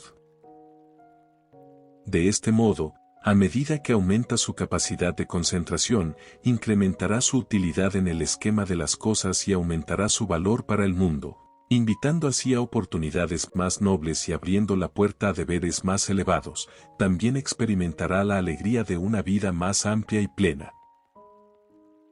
En el proceso de concentración existen las 4 etapas siguientes. 1. Atención. 2. Contemplación. 3. Abstracción. Y 4. Actividad en reposo. Al principio, los pensamientos se detienen y la mente se fija en el objeto de la concentración, que es la tarea en cuestión. Esto es atención. A continuación, la mente se despierta en un pensamiento vigoroso sobre la forma de proceder con la tarea. Esto es la contemplación. La contemplación prolongada conduce a un estado de ánimo en la que las puertas de los sentidos se cierran contra la entrada de distracciones externas, los pensamientos se envuelven en, y se centran única e intensamente en, el trabajo en cuestión. Esto es abstracción. La mente así centrada en una profunda reflexión alcanza un estado en el que se realiza el máximo de trabajo con el mínimo de fricción. Esto es actividad en reposo. La atención es la primera etapa en todo trabajo exitoso. Los que carecen de ella fracasan en todo. Tales son los perezosos, los irreflexivos, los indiferentes y los incompetentes. Cuando la atención es seguida por un despertar de la mente al pensamiento serio, entonces se alcanza la segunda etapa. Para asegurar el éxito en todas las empresas mundanas ordinarias, no es necesario ir más allá de estas 2 etapas. Las alcanza, en mayor o menor grado, todo ese gran ejército de trabajadores hábiles y competentes que lleva a cabo el trabajo del mundo en sus múltiples departamentos. Y solo un número comparativamente pequeño alcanza la tercera etapa de abstracción, porque cuando se alcanza la abstracción, hemos entrado en la esfera del genio. En las 2 primeras etapas, el trabajo y la mente están separados, y el trabajo se realiza más o menos laboriosamente y con un cierto grado de fricción, pero en la tercera etapa, se produce un matrimonio del trabajo con la mente, hay una fusión, una unión, y los 2 se convierten en uno, entonces hay una eficiencia superior con menos trabajo y fricción. En la perfección de las 2 primeras etapas, la mente está objetivamente comprometida y es fácilmente sacada de su centro por las vistas y sonidos externos. Pero cuando la mente ha alcanzado la perfección en la abstracción, se logra el método subjetivo de trabajo, a diferencia del objetivo. El pensador es entonces ajeno al mundo exterior, pero está intensamente vivo en sus operaciones mentales. Esta abstracción es una especie de sueño despierto, pero su semejanza con un sueño termina con el estado subjetivo. No se da en las operaciones mentales de ese estado, en las que, en lugar de la confusión del soñar, hay un orden perfecto, una penetrante perspicacia y un amplio rango de comprensión. Quien alcance la perfección en la abstracción manifestará genialidad en la obra particular en la que se centre su mente. Los inventores, artistas, poetas, científicos, filósofos y todos los hombres de genio son hombres de abstracción.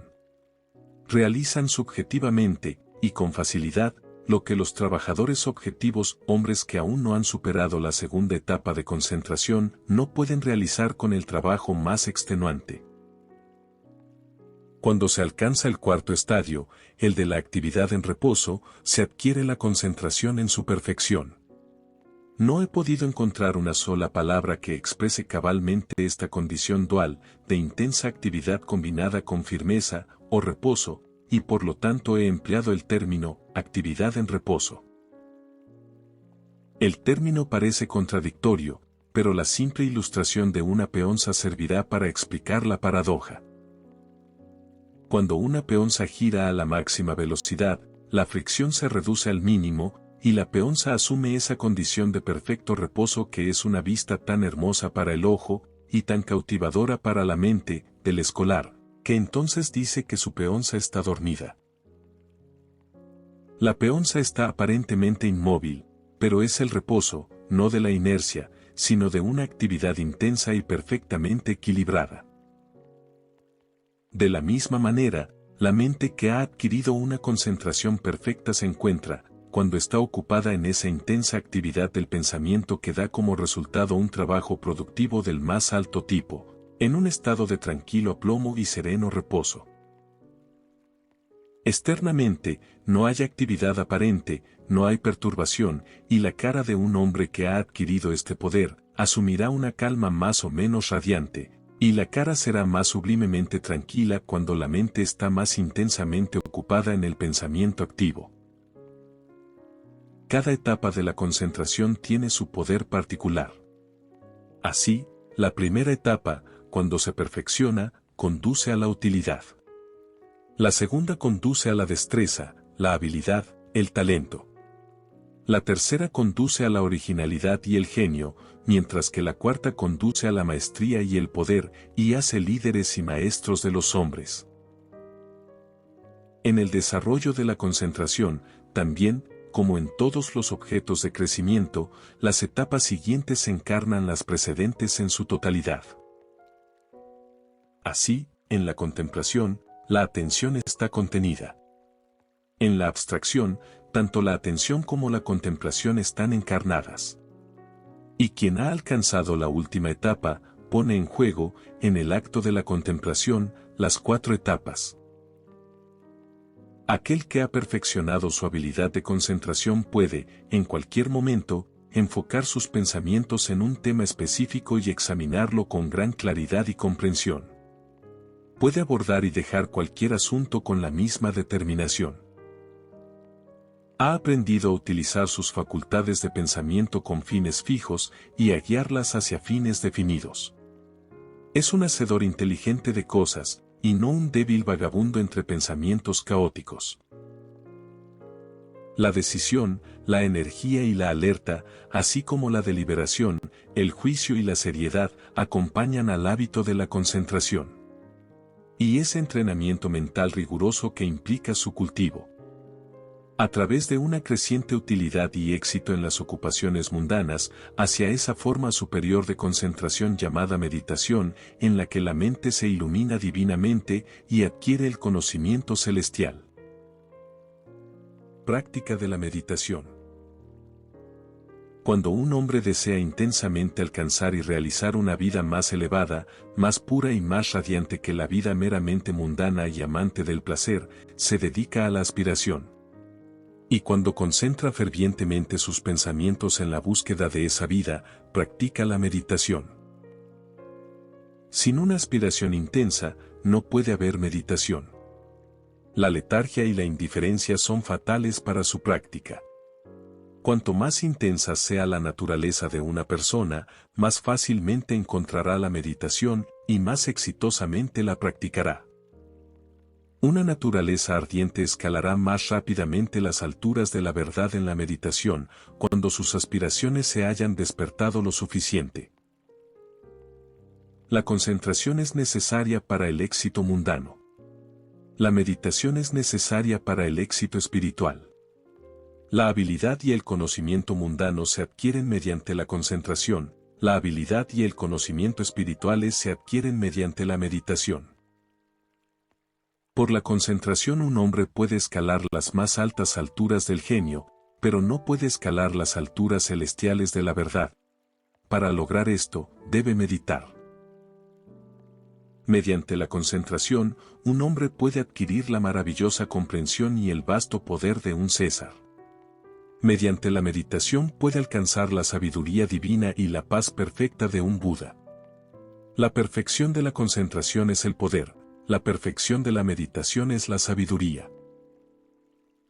Por concentración, los hombres adquieren habilidad en la realización de las cosas de la vida, en ciencia, arte, comercio, etc., pero por meditación, adquieren habilidad en la vida misma, en la vida correcta, la iluminación, la sabiduría, etc. Los santos, los salvadores, los hombres sabios y los maestros divinos son los productos acabados de la meditación sagrada. Las 4 etapas de la concentración se ponen en juego en la meditación. La diferencia entre los dos poderes es de dirección y no de naturaleza. La meditación es, por tanto, concentración espiritual. La focalización de la mente en su búsqueda del conocimiento divino, la vida divina, la intensa reflexión en el pensamiento sobre la verdad. Así, un hombre aspira a conocer y realizar, por encima de todas las cosas, la verdad. Entonces presta atención a la conducta, a la vida, a la autopurificación, prestando atención a estas cosas, pasa a la contemplación seria de los hechos, los problemas y el misterio de la vida. Contemplando así, llega a amar la verdad tan plena e intensamente como para quedar totalmente absorto en ella. La mente se aleja de sus divagaciones en una multitud de deseos, y, resolviendo uno por uno los problemas de la vida, realiza esa profunda unión con la verdad que es el estado de abstracción. Y así absorto en la verdad, existe ese equilibrio y aplomo de carácter, esa acción divina en reposo, que es la calma y la paz permanentes de una mente emancipada e iluminada. La meditación es más difícil de practicar que la concentración porque implica una autodisciplina mucho más severa que la que se obtiene en la concentración. Un hombre puede practicar la concentración sin purificar su corazón y su vida, mientras que el proceso de purificación es inseparable de la meditación. El objeto de la meditación es la iluminación divina, la realización de la verdad, y por lo tanto está entrelazado con la pureza práctica y la rectitud. Así, mientras que al principio el tiempo dedicado a la meditación real es breve, quizás solo media hora por la mañana temprano, el conocimiento adquirido en esa media hora de vívida aspiración y pensamiento concentrado se plasma en la práctica durante todo el día. En la meditación, por lo tanto, está involucrada toda la vida de un hombre. Y a medida que avanza en su práctica, se vuelve más y más apto para llevar a cabo los deberes de la vida en las circunstancias en que se encuentre, porque se vuelve más fuerte, más santo, más tranquilo y más sabio. El principio de la meditación es doble, a saber. 1. Purificación del corazón por el pensamiento repetitivo en cosas puras. 2. Alcanzar el conocimiento divino encarnando esa pureza en la vida práctica. El hombre es un ser de pensamiento, y su vida y carácter están determinados por los pensamientos en los que habitualmente habita. Por la práctica, la asociación y el hábito, los pensamientos tienden a repetirse con mayor facilidad y frecuencia, y así fijan el carácter en una dirección dada produciendo esa acción automática que se llama hábito. Mediante el hábito de tener pensamientos puros, el hombre forma el hábito del pensamiento puro e iluminado, lo que le lleva a actuar de forma pura e iluminada y a cumplir bien sus deberes. Mediante la repetición constante de pensamientos puros, al final se convierte en uno con esos pensamientos y es un ser purificado, manifestando su logro en acciones puras, en una vida serena y sabia. La mayoría de los seres humanos viven en una serie de deseos, pasiones, emociones y especulaciones en conflicto, y hay inquietud, incertidumbre y tristeza. Pero cuando comienzan a entrenar su mente en la meditación, gradualmente se obtiene el control sobre el conflicto interno al enfocar los pensamientos en un principio central. De este modo, se rompen los viejos hábitos de pensamiento y acción impuros y erróneos, y se forman los nuevos hábitos de pensamiento y acción puros e iluminados. El hombre se reconcilia cada vez más con la verdad, y se produce una armonía y un discernimiento crecientes, una perfección y una paz cada vez mayores. Una poderosa y elevada aspiración hacia la verdad va siempre acompañada de un agudo sentido del dolor, la brevedad y el misterio de la vida, y hasta que no se alcanza este estado mental, la meditación es imposible. Simplemente reflexionar, o pasar el tiempo en sueños ociosos, hábitos a los que se suele aplicar frecuentemente la palabra meditación, están muy lejos de la meditación, en el sentido espiritual y sublime que le atribuimos a esa condición. Es fácil confundir el ensueño con la meditación. Este es un error fatal que debe ser evitado por quien se esfuerza en meditar. Los dos no deben confundirse. El ensueño es un sueño suelto en el que un hombre cae. La meditación es un pensamiento fuerte y deliberado en el que un hombre se eleva. El ensueño es fácil y placentero, la meditación es al principio difícil y fastidiosa. El ensueño prospera en la ociosidad y la opulencia, la meditación surge del esfuerzo y la disciplina. La ensoñación es primero atractiva, y luego sensual. La meditación es primero poco atractiva, luego provechosa y después pacífica. La ensoñación es peligrosa, socava el autocontrol. La meditación es protectora, establece el autocontrol. Hay ciertos signos por los que uno puede saber si está ensoñando o meditando. Los indicios del ensueño son: 1. Deseo de evitar el esfuerzo. 2. Deseo de experimentar los placeres del sueño. 3. Un creciente disgusto por los propios deberes mundanos. 4. Un deseo de eludir las propias responsabilidades mundanas. 5. Miedo a las consecuencias. 6. Deseo de conseguir dinero con el menor esfuerzo posible. 7. Falta de autocontrol. Los indicios de la meditación son: 1. Aumento de la energía tanto física como mental. 2. Esfuerzo denodado en pos de la sabiduría. 3. Una disminución de la irritabilidad en el cumplimiento del deber. 4. Una determinación fija de cumplir fielmente todas las responsabilidades mundanas. 5. Liberación del miedo. 6. Indiferencia hacia las riquezas. 7. Posesión de autocontrol. Hay ciertos tiempos, lugares y condiciones en y bajo los cuales es imposible meditar, otros en los que es difícil meditar y otros en los que la meditación se hace más accesible. Y estos, que deben conocerse y observarse cuidadosamente, son los siguientes: tiempos, lugares y condiciones en que la meditación es imposible. Durante, o inmediatamente después de las comidas. En lugares de recreo. En lugares concurridos. Al caminar rápidamente. Mientras está tumbado en la cama por la mañana. Mientras fuma. Mientras está tumbado en el sofá o en la cama para relajarse física o mentalmente. Momentos, lugares y condiciones en los que la meditación es difícil. Por la noche. En una habitación lujosamente amueblada. Sentado en un asiento blando y mullido. Con ropa alegre. En compañía. Cuando el cuerpo está cansado. Si el cuerpo recibe demasiada comida. Momentos, lugares y condiciones en que es mejor meditar. Muy temprano por la mañana. Inmediatamente antes de las comidas. En soledad. Al aire libre o en una habitación amueblada de forma sencilla. Mientras se está sentado en un asiento duro. Cuando el cuerpo está fuerte y vigoroso. Cuando el cuerpo está modesta y sencillamente vestido. Se puede observar en las instrucciones anteriores, que la comodidad, el lujo y la indulgencia, que inducen el ensueño, hacen que la meditación sea difícil, y cuando están muy presentes, la hacen imposible.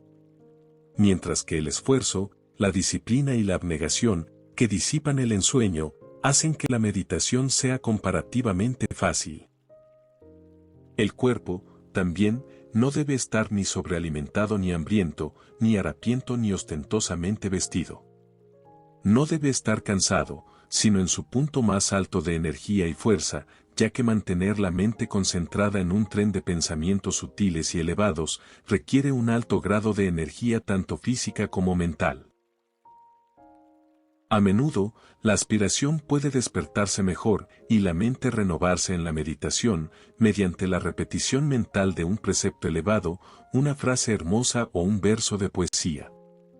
De hecho, la mente que está preparada para la meditación, adoptará instintivamente esta práctica. La mera repetición mecánica carece de valor, e incluso es un obstáculo. Las palabras repetidas deben ser tan aplicables a la propia condición que se reflexione con amor y con devoción concentrada.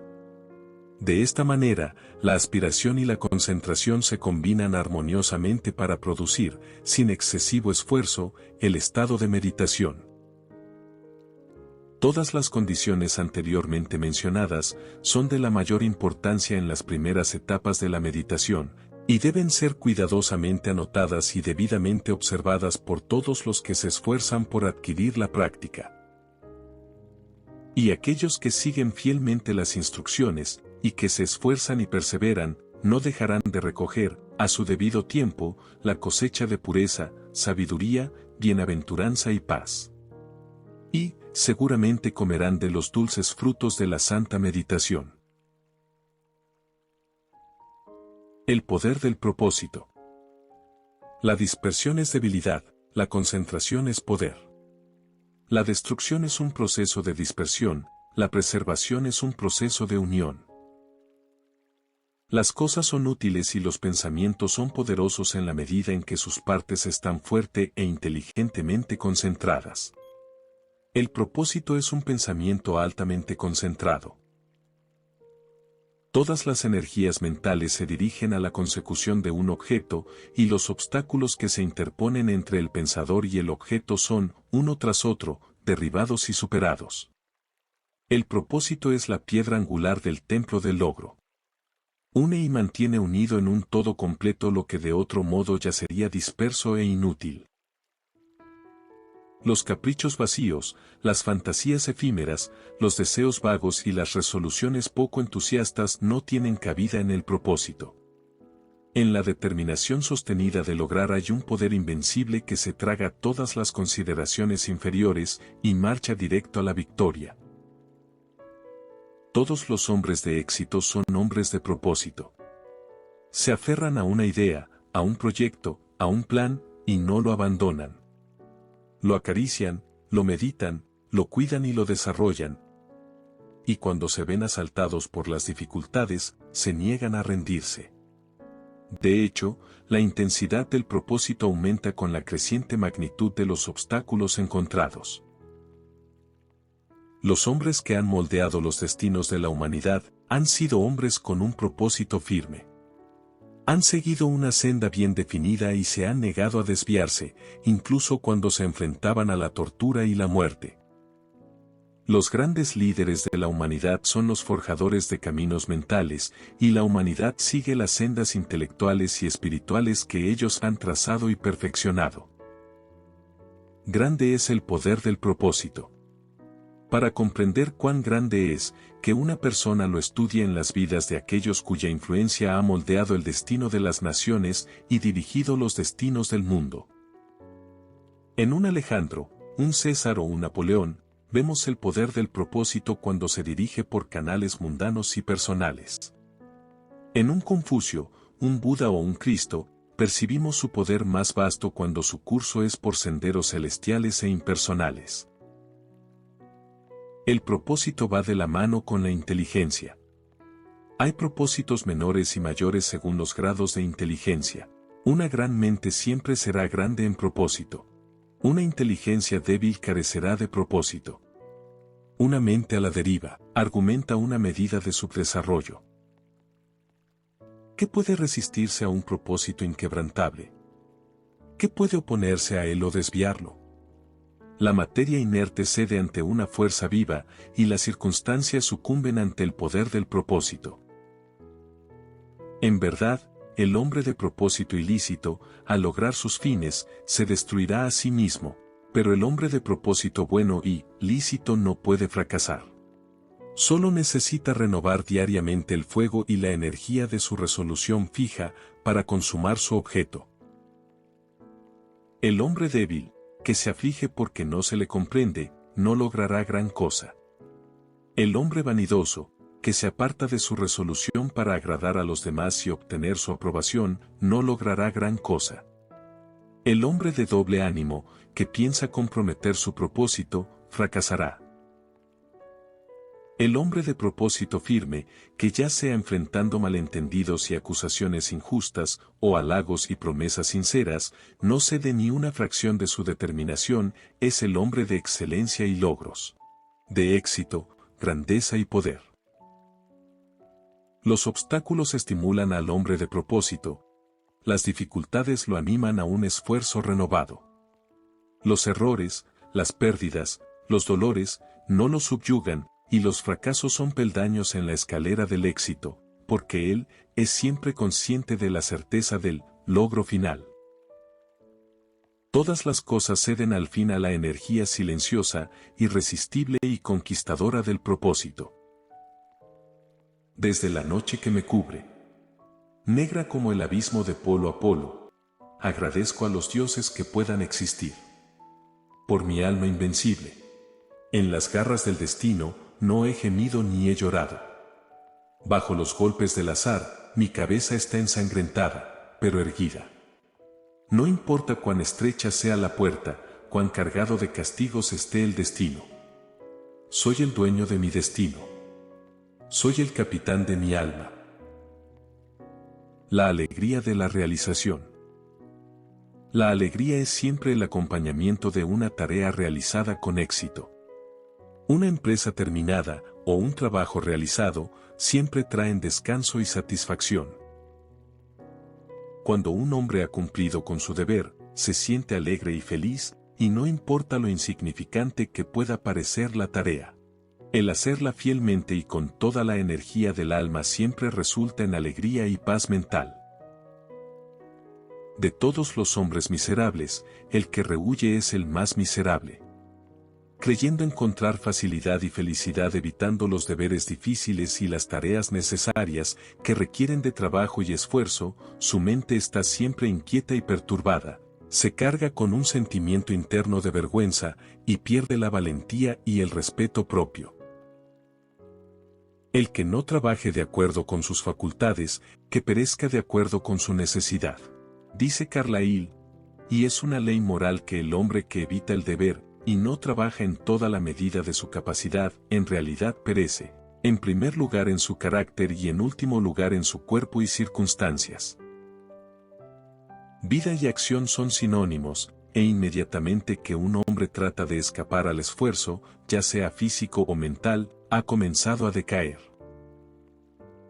Por otra parte, el aumento energético en la vida se logra mediante el pleno ejercicio de sus capacidades, al superar dificultades y al completar tareas que requieren el uso intensivo de la mente o los músculos. Qué feliz se siente un niño cuando domina por fin una lección escolar en la que ha trabajado arduamente. El atleta, que ha entrenado su cuerpo durante largos meses o años de disciplina y esfuerzo, es ricamente bendecido con el aumento de su salud y fuerza, y se encuentra con el regocijo de sus amigos cuando lleva a casa el premio conseguido en la competición. Después de muchos años de trabajo ingrato, el corazón del erudito se alegra con las ventajas y poderes que otorga el aprendizaje. El hombre de negocios, luchando incesantemente con dificultades e inconvenientes, se ve ampliamente recompensado con la feliz seguridad de un éxito bien ganado, y el agricultor, luchando vigorosamente contra la terca tierra, se sienta por fin a comer de los frutos de su trabajo. Cada logro exitoso, incluso en asuntos mundanos, es recompensado con su propia medida de alegría, y en asuntos espirituales, la alegría que sobreviene tras la perfección del propósito es segura, profunda y duradera. Grande es la alegría del corazón, aunque inefable, cuando, después de innumerables y aparentemente infructuosos intentos, algún defecto arraigado en el carácter, Es por fin expulsado para no atormentar más a su antigua víctima y al mundo. El buscador de la virtud. Aquel que se dedica a la sagrada tarea de construir un carácter noble, saborea, a cada paso de la conquista sobre sí mismo, una alegría que no lo abandona, sino que se convierte en una parte integral de su naturaleza espiritual. Toda la vida es una lucha. Tanto fuera como dentro, hay condiciones contra las que el hombre debe luchar, su propia existencia es una serie de esfuerzos y logros, y su derecho a permanecer entre los hombres como una unidad útil de la humanidad. Depende de la medida de su capacidad para luchar con éxito con los elementos de la naturaleza exterior o con los enemigos de la virtud y la verdad interior. Se exige del hombre que continúe esforzándose por conseguir cosas mejores, una mayor perfección, logros más y más elevados. Y de acuerdo con la medida de su obediencia a esta exigencia, el ángel de la alegría espera sobre sus pasos y les sirve, porque aquel que está ansioso por aprender, deseoso de saber y que se esfuerza por lograr, encuentra la alegría que canta eternamente en el corazón del universo. Primero en las pequeñas cosas, luego en las más grandes y después en las aún mayores, el hombre debe esforzarse. Hasta que finalmente esté preparado para hacer el esfuerzo supremo y luchar por la realización de la verdad, teniendo éxito en ello, se dará cuenta de la alegría eterna. El precio de la vida es el esfuerzo. La cima del esfuerzo es la realización, la recompensa de la realización es la alegría. Bendito es el hombre que lucha contra su propio egoísmo. Él saboreará en plenitud la alegría del triunfo.